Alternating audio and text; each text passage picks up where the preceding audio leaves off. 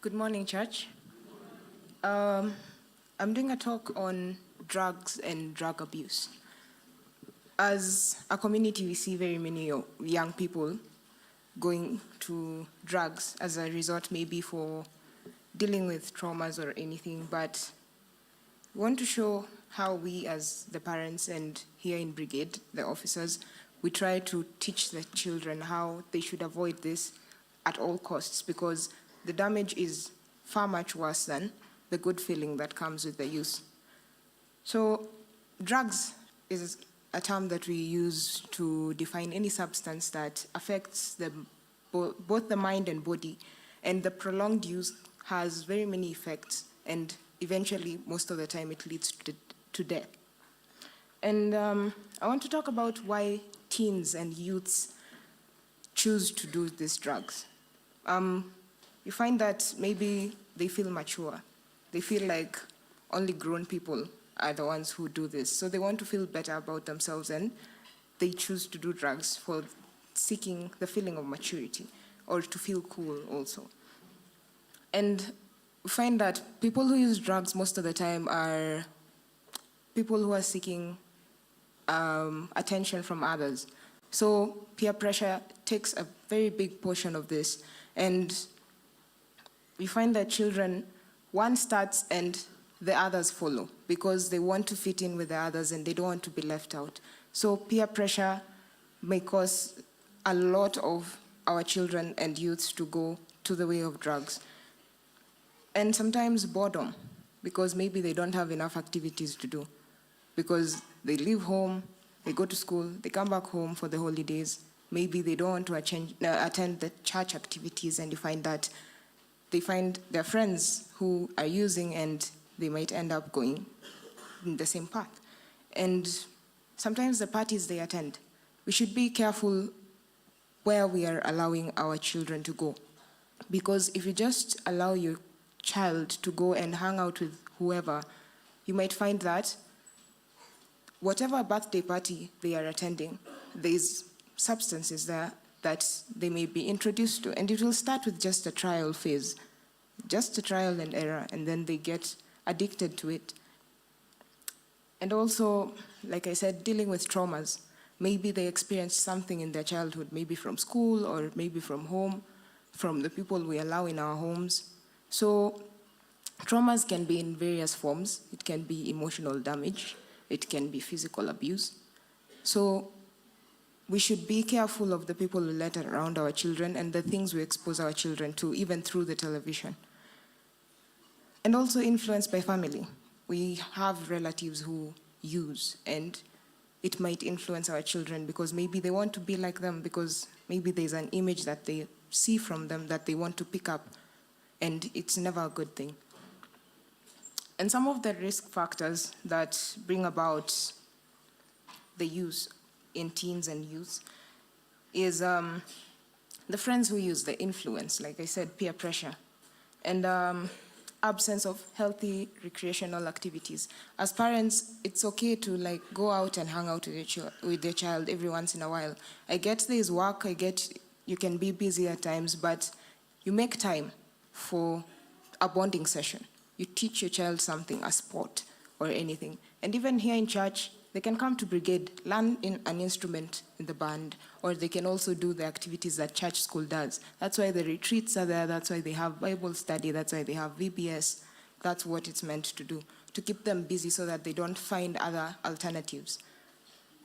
And also early antisocial behavior in children, maybe because of a condition like ADHD, which is attention deficit hyperactivity disorder.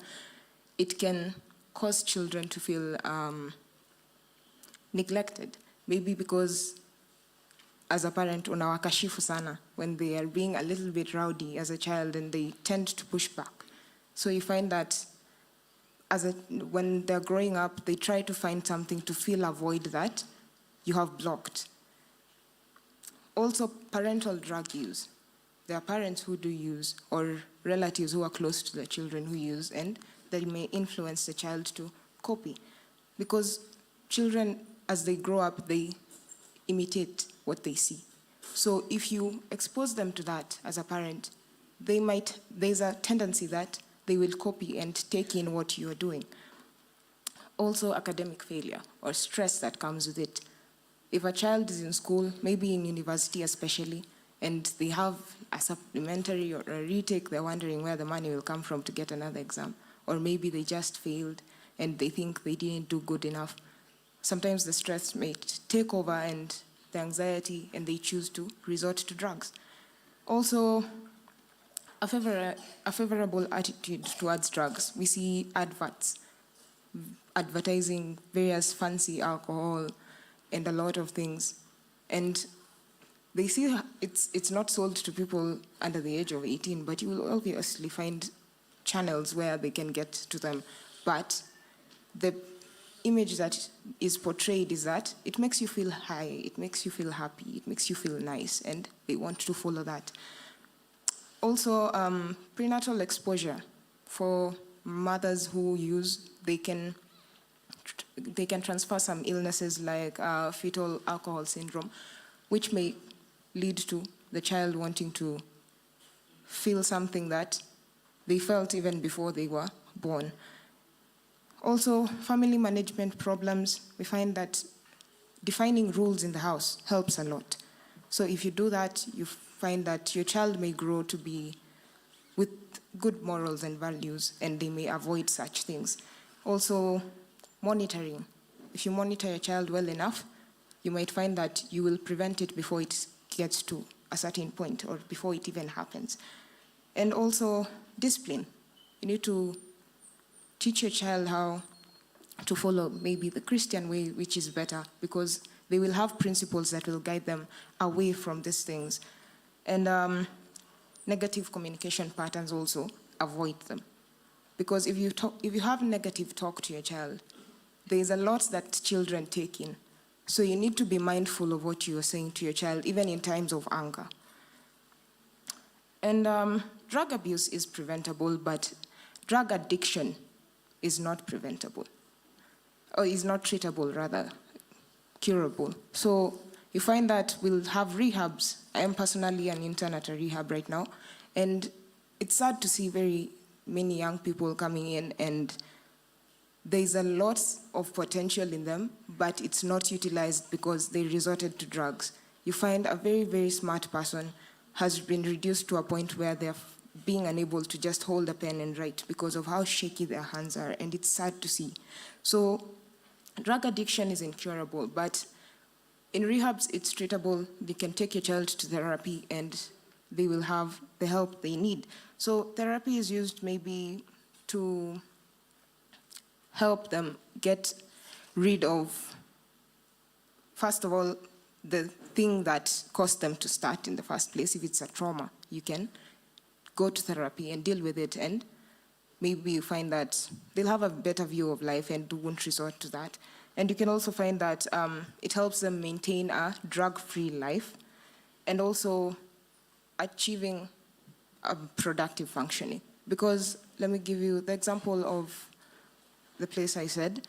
They teach them skills that they can use outside, so that wasiseme walikosa mahali ya kupeleka pesa wakaenda kununua pombe.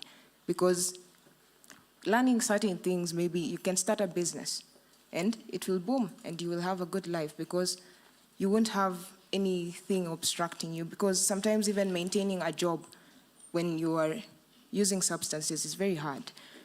And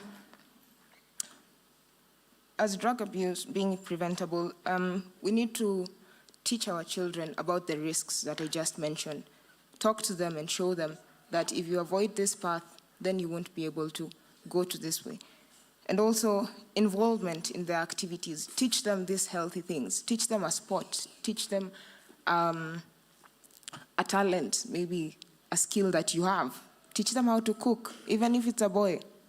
These days, gender roles are not biased. So you teach them healthy leisure activities, and you find that they will have something to do with their time and they won't resort to certain things. Also, self-confidence. So as a parent, positive self-talk, positive talk to your child is very important, because whatever the tongue says, the child will take in, because you are someone they look up to. and also help them make positive future plans. If a child has planned to study, to get a PhD in whatever career, they will seek that a little bit more than when they don't have something to do. Or even if it's a business plan that they have, support them in it. That way, they will see that they have someone by their side, someone to guide them, to walk with them. And also, teach them how to say no. It's not always good to be a people pleaser, and you have to know how to set boundaries. So teach your child how to say no, and teach them also how to surround themselves with people who disapprove the use. You teach them how to surround themselves with people who disapprove the use of substances. So when you're seeing your children with their friends, if you see someone who has a characteristic maybe that is not okay, it's okay to tell your child to stay away from them. Because sometimes you can't always teach every child what to do, especially if they're not yours. So teach yours the way to go, that they may grow up in a proper manner. And also solve any underlying issues. Sometimes we tend to neglect some issues that our children went through, and maybe it's something so small, like something a teacher told them in primary school, but they carried it to their adulthood or to their teenage years. So we need to even encourage therapy. Don't stigmatize them when they ask for it. So that is my talk for today. I am Zipporah Nyambura, and I am a student at Catholic University studying counseling psychology.